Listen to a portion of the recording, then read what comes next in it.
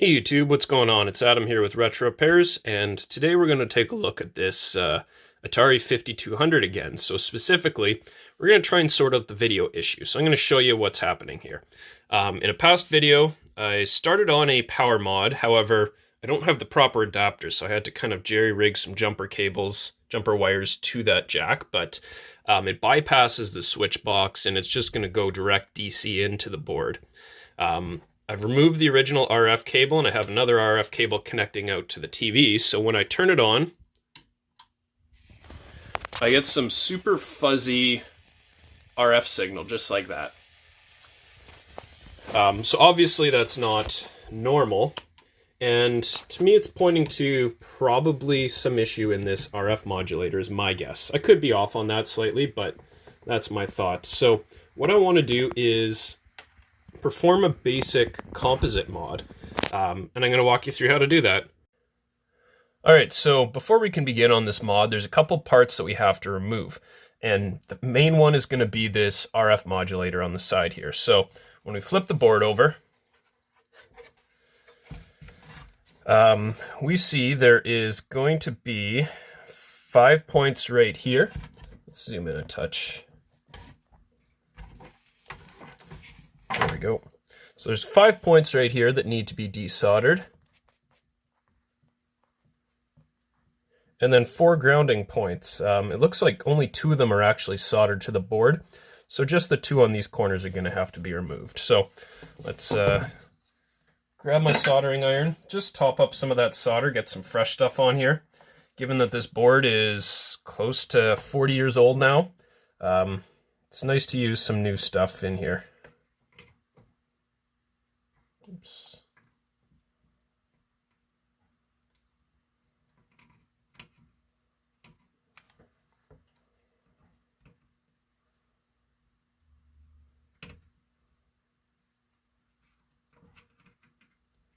There we go. Oh yeah, forgot to do the pins, of course. And again, just being careful to avoid this power mod that I've added.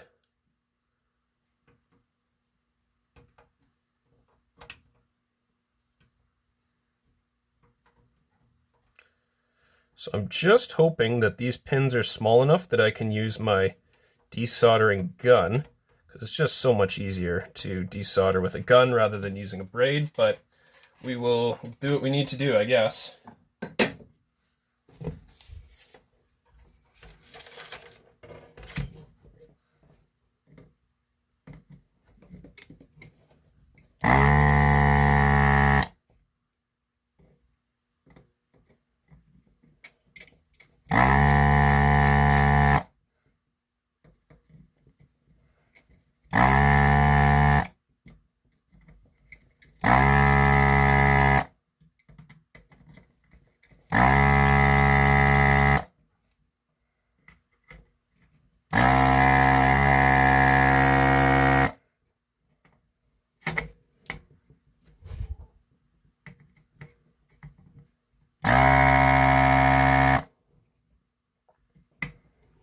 Sounds like I need to clean my gun a little.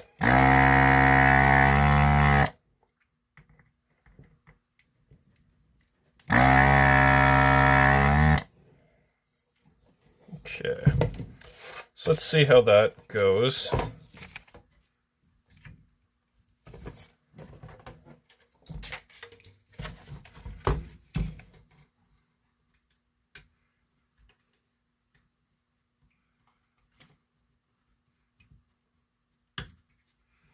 Okay.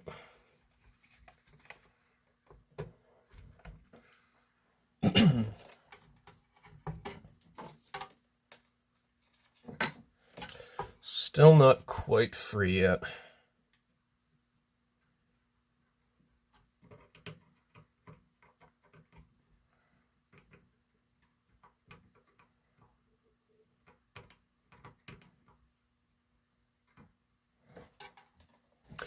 Okay, so I just had to try empty out that chamber here. So let's try that again. Might get a little better suction right now.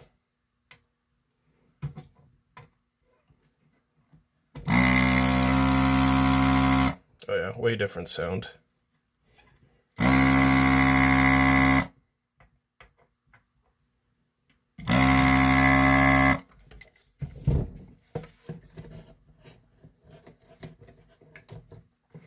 And RF modulator is out. Perfect. Oops, let's not burn that paper. So the other component that you need to remove is apparently, I believe it's this resistor right here, R33, and that's part of the audio circuit. Unfortunately, you can't really see the markings because they're under the resistor itself. So I'm going to pull that, double check the marking on it, and see if that's actually what we need.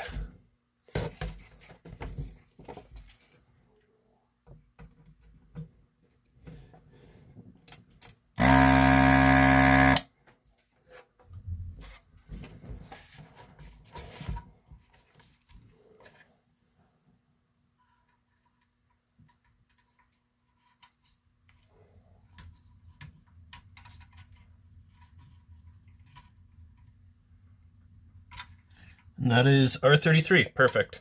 So I'm just going to straighten this out for now. Just want to make sure that that's in fact the one.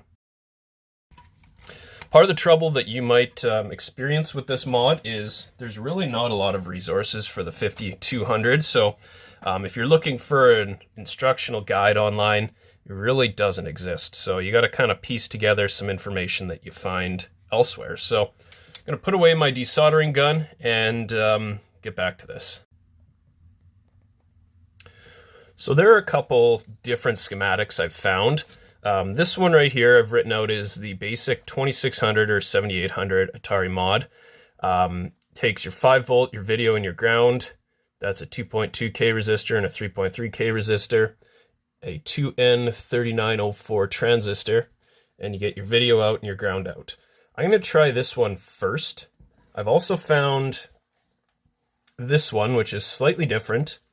Uses a 2N2222 transistor, sorry, but otherwise fairly similar in design. It just doesn't have those resistors going between the video and ground and the video and 5 volts. So I'm going to try the first one here first. Just want to see how that's going to work. Now, I've already gone ahead and built that on a little board right here. And this isn't going to be what the final version that I install in the system is going to be like, but it's just basically for testing. I want to ensure that this actually kind of works, get a picture to begin with, and that it seems to be working as intended. So I've found some locations where you have to hook up, and I'm going to point these out for you. I just written them down. So after removing R33, L12, and that's going to be this guy right here. It's a little inductor. That's going to be the location for 5 volts that I'm going to draw. So I'm going to hook up just an alligator clip to that, like so. The next one is going to be ground, so I need to find a good ground location. Let's see here. Probably on the back side of a capacitor, so C40, I think, up here will be a good option. I'm just going to test to make sure I'm on the ground plane first. So there, nope, that might be, that's going to be too tight.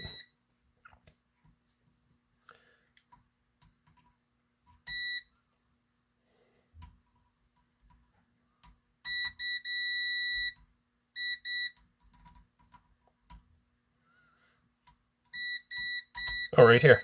That'd be a good start. So I'm going to connect to this old, this is what the RF cable was crimped into, and that's connected to ground. So we're going to connect right onto there.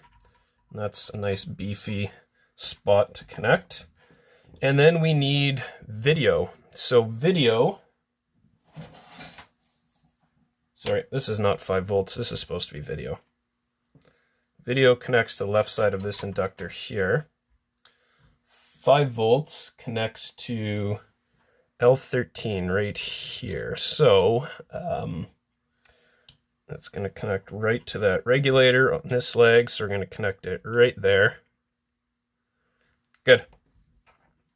So I just have to get a RCA cable. And I've just soldered on a little RCA plug right here. So it's obviously not going to be permanent, but it's more or less to test to see if this actually works. So making careful to keep the power and everything away from here. So I'm going to try and loop it around the board. I don't want to get some pressure pulling this off. I'm just going to have to hold it, I think. Okay, so I got everything kind of jerry-rigged together here. We've got the power set up. We've got composite video out going through this video board, connecting to the various points on the main board. So, moment of truth. Let's turn that on. And we're getting a composite signal. Nice. So that does show that clearly there was an issue with the RF modulator. So that looks pretty good, I must say. Unfortunately, I don't have any controllers hooked up here. Haven't tested them yet, so I don't know that it works. But anyways, I'm encouraged by the fact that we're getting some pretty clear video out of that. Let's try... That was Centipede. Let's try a different game. Alright, so we got Super Breakout in here. So let's turn the power on. Again, we're getting clear color. Looks pretty clear, crisp. Those blocks all work. That's not too bad at all. So I just want to try this little, fine-tune this a touch. This will control the color. So I want to make sure that we're getting a good color balance. Probably would be good to look at the box. Do I have a box? Yes, I do. So just to get an idea of the colors that are supposed to be there. So yellow at the bottom, red, blue, green. So yellow at the bottom. So it's not really red. It's not really yellow. Let's play with this a touch. Let's turn very blue at the top. All the way black and white. It's kind of pink still.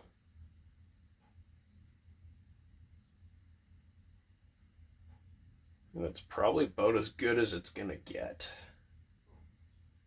Yeah, losing it again. Right there, I think. It's gonna be the sweet spot. All right, so we're gonna leave that potentiometer here alone. But I think now it's time to, we're gonna have to mount some of this to the case, and I'm gonna rebuild this board properly so that it's actually gonna fit nicely right here.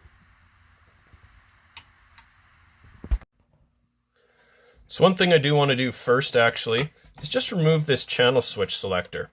I need to make sure that the video circuit will still work properly without this, but I don't think it should make a difference since this just uses, I'm assuming, the RF out signal. So let's top up some of that solder and remove it. That way I can reuse the hole in the shell for the power. That way I don't have to, I can save myself drilling another hole. Come on. There we go.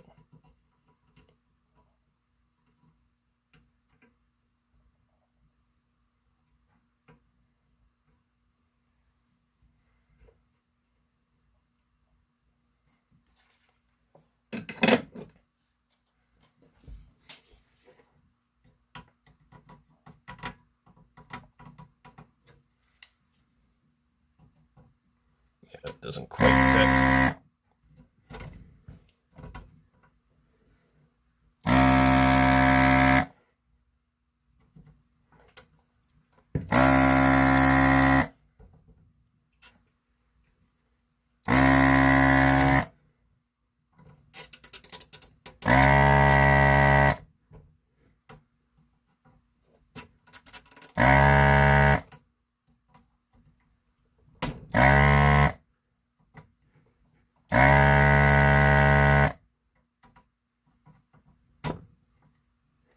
There we go.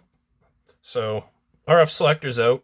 Something like this is probably worth even hanging on to. Just, you never know when you might need to use a new switch. So Gonna keep that and gonna test this one more time just to make sure that this circuit still works properly, even though I've removed that channel selection switch. So, okay, so the lead that we had accidentally detached is back. The board is connected, so let's see what we've got here.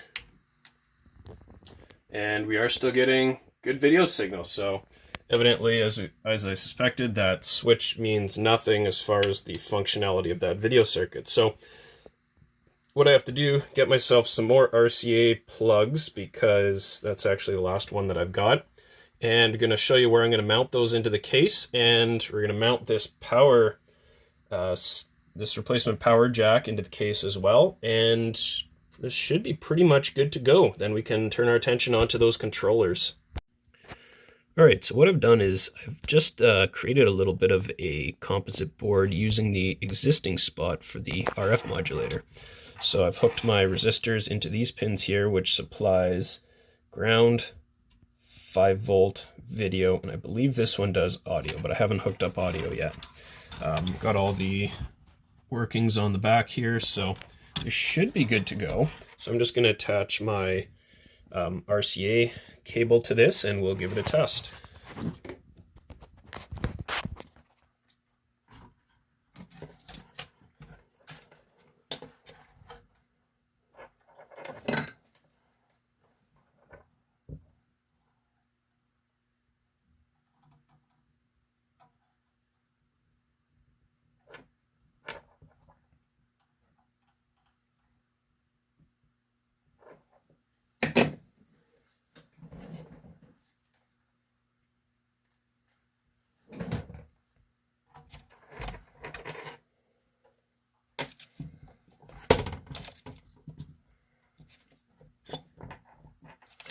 All right, so now with this pretty much ready to go, let's give it another test. All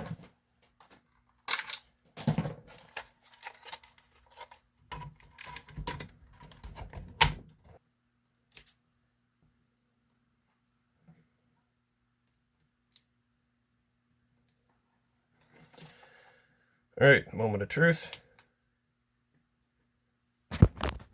And we are getting composite video. So that looks good, I think. Let's just test her out with that other game, just to make sure both look good.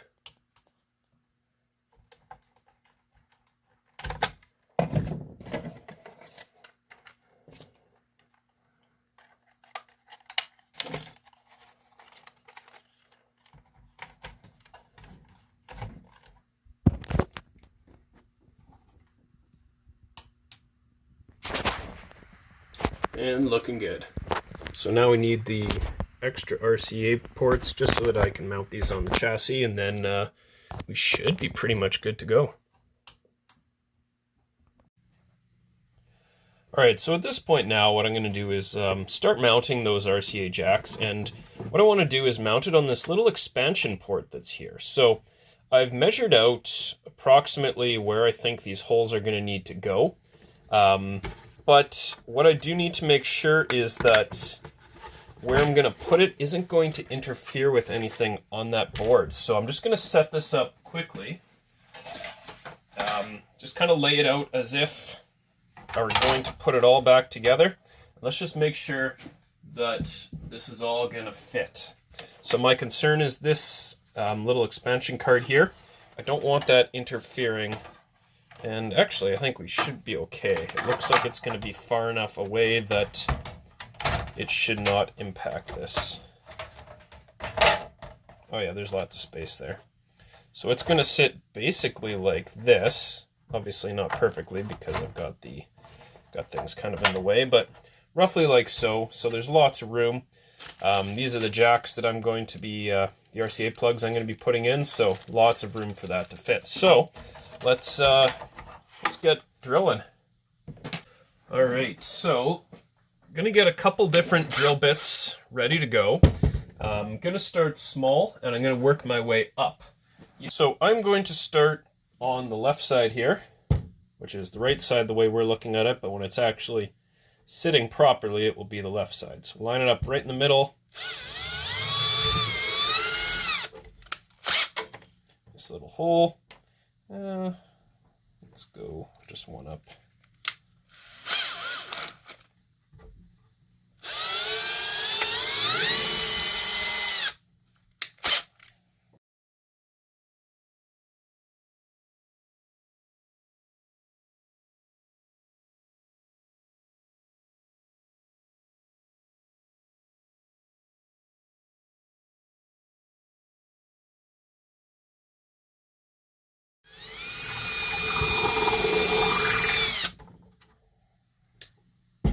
I just feel that's too big, but I guess it's not. That works pretty well. So 1/4 inch seems to be the answer. So I'm going to do the same for the rest of these, and then we're going to mount those onto the chassis here. Okay, so we got all 3 of those holes drilled. So let's get rid of some of that little plastic bits.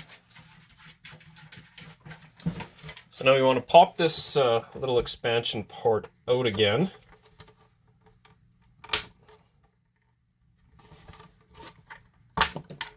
Go, and just get that tape off. So I put the tape on just so that I could write on it with a marker and not mark up the plastic. It does help with sometimes making smoother drilling holes as well, but mainly it was just for marking so that I know that I'm getting it properly. If you're going to do this, I highly recommend actually measuring and marking where you want it. So what I've done here, I measured down from the outside 1/2 inch, from the top 1/2 inch, and then in, I believe it was 1/2 inch, 3/4, 3/4, 1/2. And that gets them pretty evenly spaced out.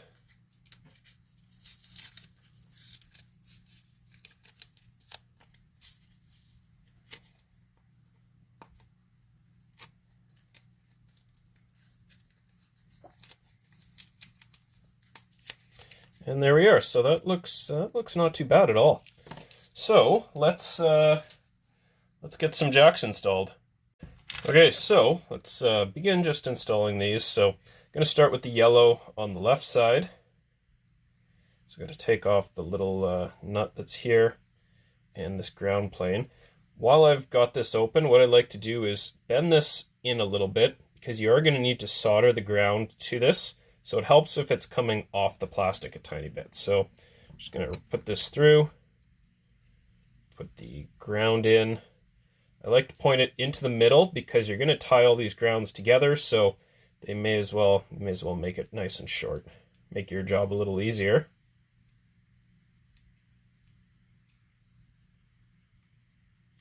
Come on.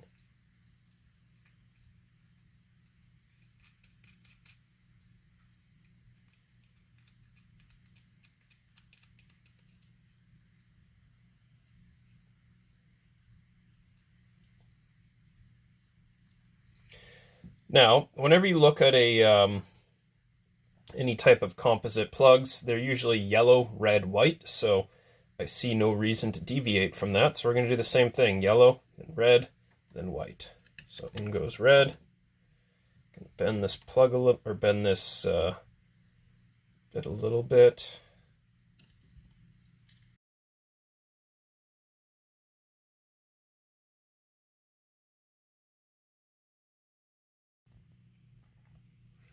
All right, and the last part that we need to mount is this power jack.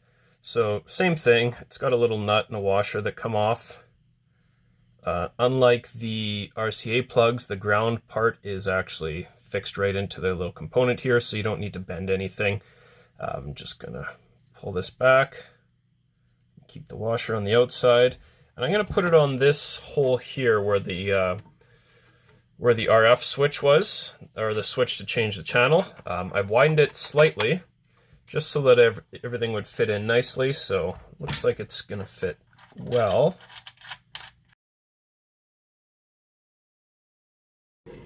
All right, it's probably about as good as it's gonna be. And that's not too bad. You can kind of see a little bit of that square poking through just because, I mean, the washer's not big enough to fill the whole thing. I guess you could get a larger one if you want to make it look a little bit better. So I might, I mean, I can't go out anywhere right now because we're, well, kind of quarantined at the moment, but might further down the road revisit this and just try and get something that's going to fill that spot a little bit better. But for now, that's going to have to do. So let's get this shell just like so. Get her all lined up and let's begin putting stuff together. Okay, so I've just kind of restructured this board here. I've trimmed it back a little bit and changed where these wires are going to come out of, and I've just attached a few wires here. So I've got one for the video, one for the audio, and one for the ground. I haven't hooked up the audio anywhere yet. I need to determine whether I can tap into this pin here or if I need to find a different location somewhere on the board. But I'm going to come back on that once this is all kind of lined up, as that's sort of the last thing to do here. But let's get this sitting on in the shell the way it's supposed to and see what we need to do. Okay, so need to attach the power here, and I think I'm gonna do that first. Yeah, that sounds like a good idea. Okay, so it doesn't need to be sitting in place in order to solder it together. Just need to kind of line it up how you think you want it and just solder it, really. There's not a lot to it.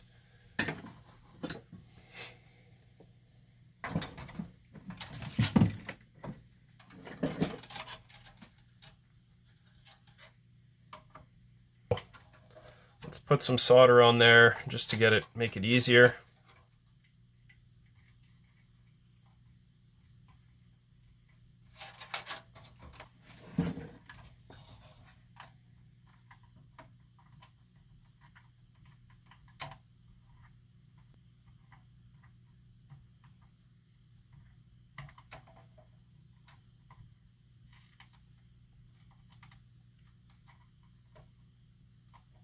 Okay, so that should be all right. I'm going to bend this down a touch, just so that it's not going to be as likely to short. And then do the same thing for the top side.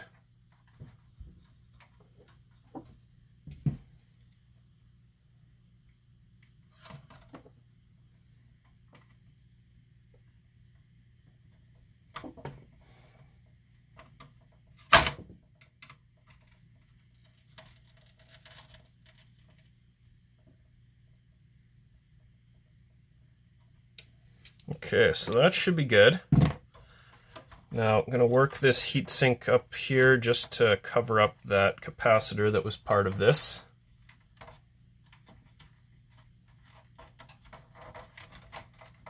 Or not heatsink, heat shrink. But you knew what I meant.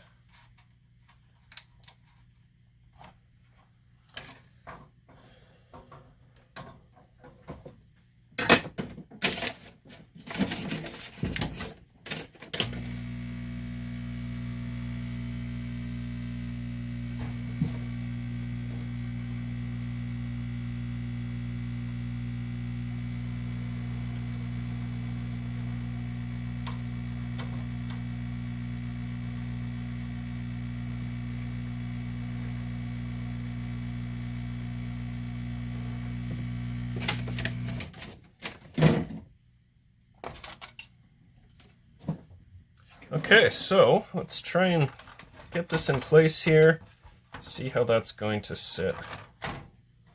Might have to play with this wire a little bit.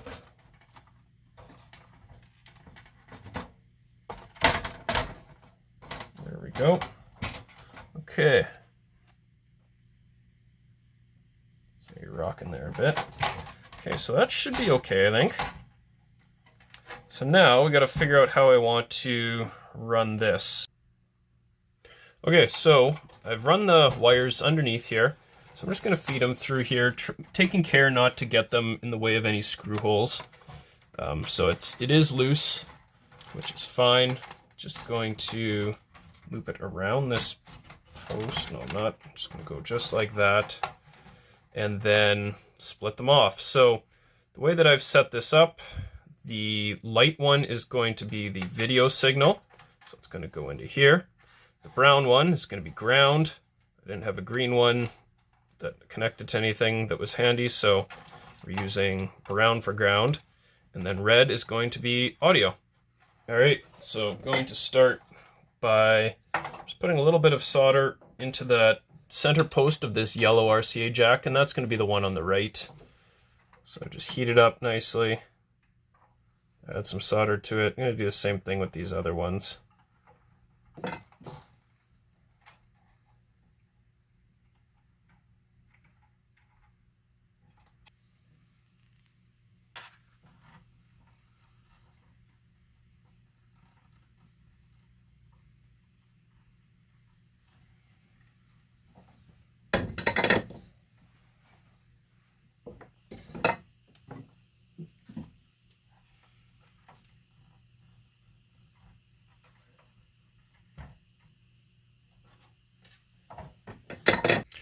All right, so I got everything hooked up here, and got it hooked up to the TV, so I want to find an audio signal.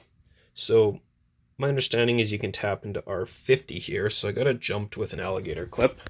But the trick is these games don't actually have audio until you start it, and you can't start it without a controller, and my controllers are no good. So what I'm doing here is using a little lag, and I'm going to try and jump the connection on this ribbon connector so that hopefully I can make some audio.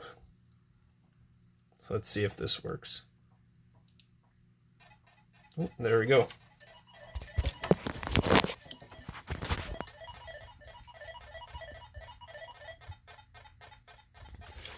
Okay, so I've run this jumper through from R50 onto my board here, and now it's going out to the RCA plugs at the top. So let's give this a try.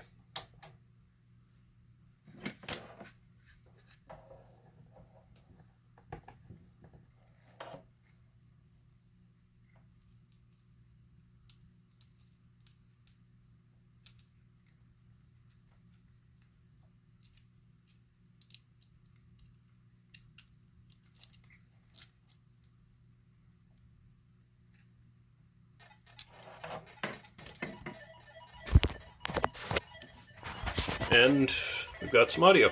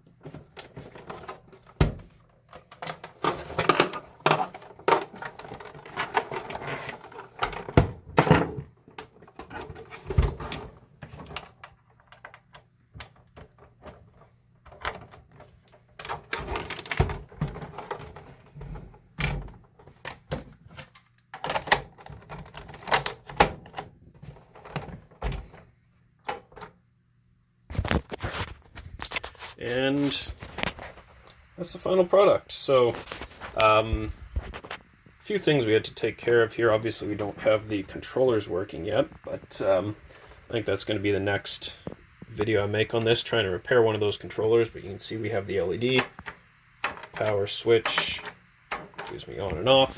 I'm getting video and audio. I need the controllers working to get that reliably. But that was a that was the Composite and the power mod for the Atari 5200. So that's going to be it for this video. Appreciate everyone watching. Be sure to leave me a comment below. Let me know your thoughts on that.